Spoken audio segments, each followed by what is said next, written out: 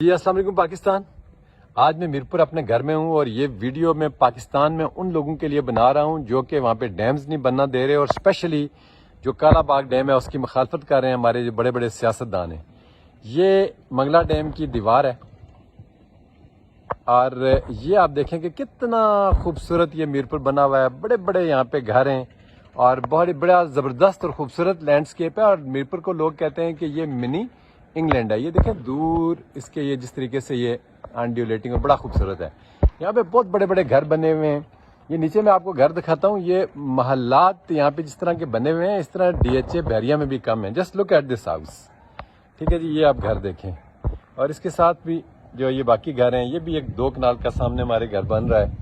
مقصد آپ کو کہنے اور دکھانے کا یہ ہے کہ میرپور کی جو ایک جنریشن ہے انہوں نے قربانی دی تقریباً 50-60 سال پہلے, اور آج 4 جنریشنز جو ہیں ان کی ہیں وہ چوتھی جنریشن ان کی انجوائے کر رہی ہے. میرپور کو منی انگلینڈ کہتے ہیں. اور یہ نیچے جو میں نے آپ کو گھر دکھایا یہ بھی ایک بندہ جو یہاں سے ہجرت کر کے گیا تھا اور ڈیم کے اندر آپ کو پتا ہے کہ میرپور والوں کی وہاں پہ قبریں ہیں. بڑی قربانی ان لوگوں نے دی ہے اور اس قربانی کے سلسلے میں یہ میرپور جو ہے یہ it's a great heavens on God's ارتھ.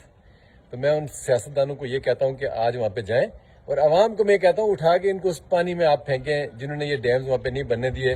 ورنہ آج آپ کی جس طرح یہ نسلیں تباہ ہو رہی ہیں, آپ کی فصلیں تباہ ہو رہی ہیں, یہ صرف اور صرف ان مفاد پرست سیاستدانوں کی وجہ سے ہیں جو کہ ڈیمز کے اوپر سیاست کرتے ہیں اور آپ کے لیے اتنے بڑے مشکلات اور اتنی بڑی پریشانی پیدا کر دیا کہ ابھی آلموسٹ کوئی 60-65% جو پاکستان ہم سمجھتے ہیں کہ وہ تباہ ہو چکا ہے, اس کی فصلیں اور باقی چیزیں. تو آپ اپنا بھی ایک مائنڈ بنائیں اور ان سیاستدانوں پہ نہ جائیں. آج وہ کدھر ہیں؟